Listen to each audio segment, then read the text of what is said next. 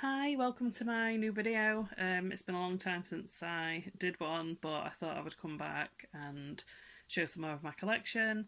I wasn't sure where to go next, to be honest. I kept putting it off, I kept thinking, shall I show some more movies? The rest of my TV shows upstairs.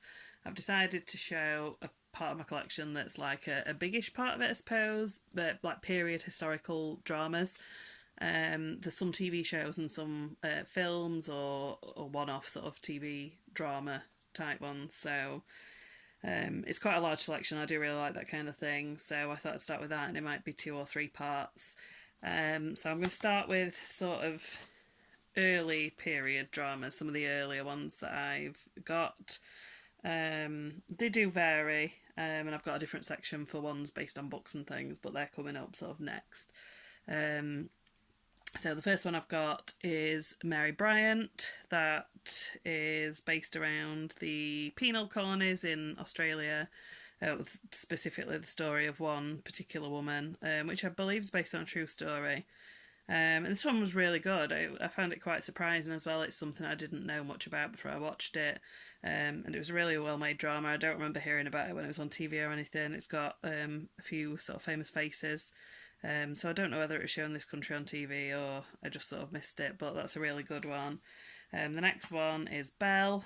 To be honest, I can't fully remember a lot about this, but I do remember liking it because I only keep them if I do enjoy them. It's got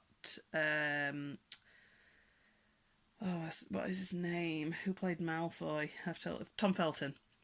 It's got him in it, and lots of. I think they're all. I think it's a British cast, if I remember rightly. Basically, it's about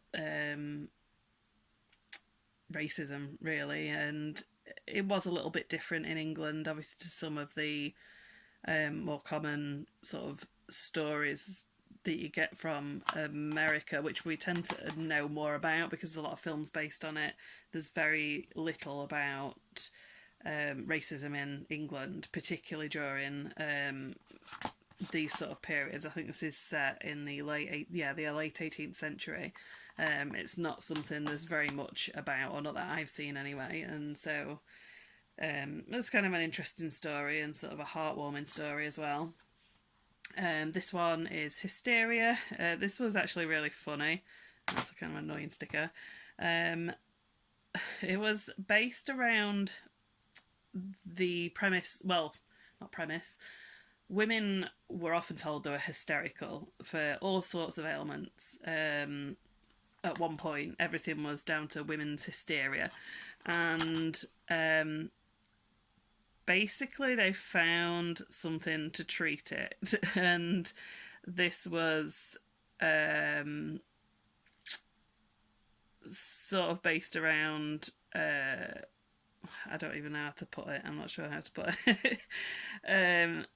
The use of sex toys basically as a cure for women's hysteria, which doctors actually carried out, or this specific doctor carried out on women, and he became a very popular doctor.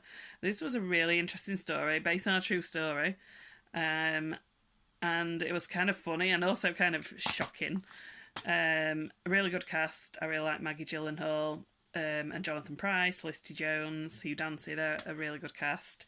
I'd highly recommend that, actually. It's kind of a really interesting one, which again I didn't really hear much about when it came out, but interesting kind of thing to learn about because it's, like I said, something I had no idea about and I was quite shocked. Easy Virtue. This isn't the best film, but I'm a massive fan of Colin Firth, which I'm sure you'll see as we go on through the rest of my collection. He's probably him and Hugh Jackman, probably my favourite actors. And so I bought this for him, and it's definitely not his best, but I kind of like films set, in the past. I'm really, like I said, I'm really into period type dramas. I believe this is set in the 20s, around that time. From the clothes, it looks like that to me. This is a long time ago I watched this, so I think I probably will re-watch it and see whether I still want to keep it, because I didn't used to get rid of a lot of stuff, and now I do get rid of things that I don't really like, so I'll definitely watch that again, see if I still like it. But I remember it being quite fun, and it kind of had some humour to it. It wasn't too serious like a lot of period dramas are.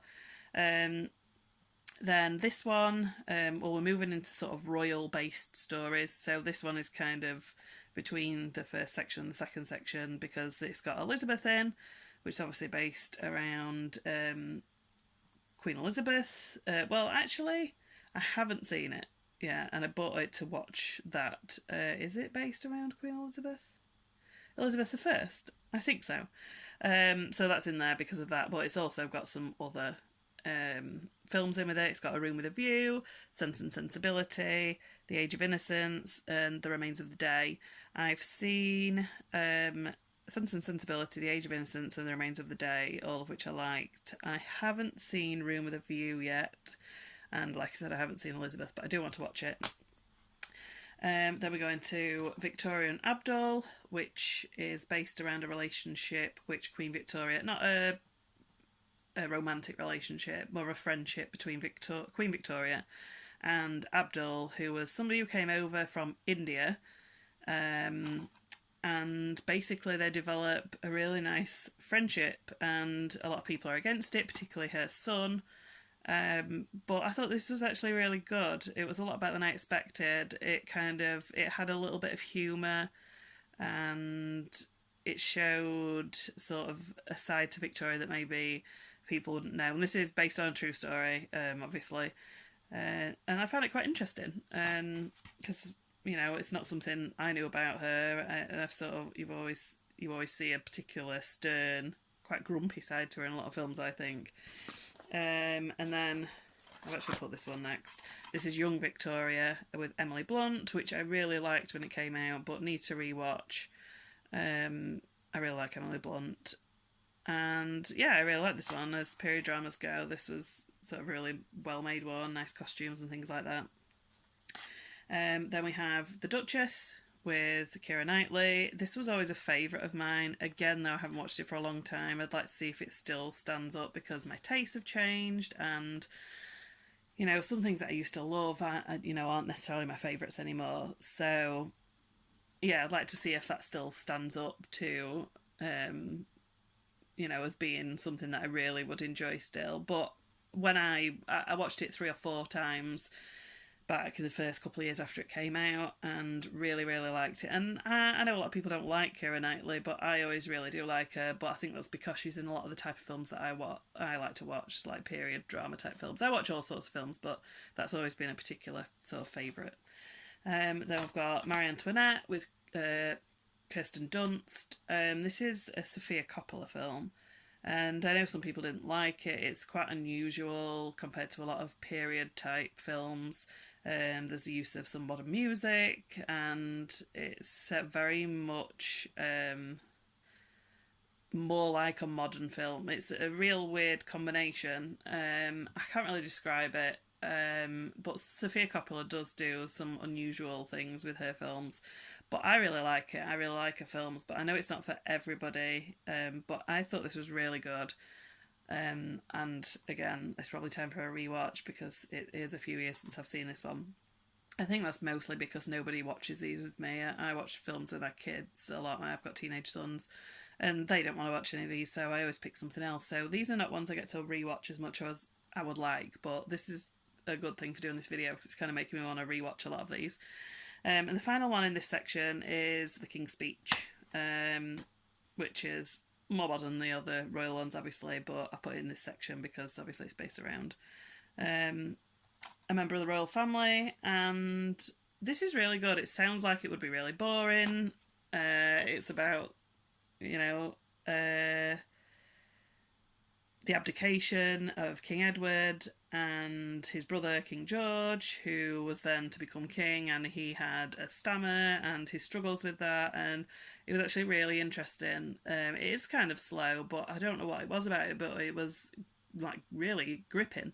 Again, I really love Colin Firth, so maybe that has something to do with that. I'm a massive fan of his, but this was a lot better than I expected it to be. So I think I'm going to leave it there for this first part, as we're getting towards 10 minutes, and then hopefully I'll get through the whole literary section based on books in the next part. Alright, thanks for watching. Bye!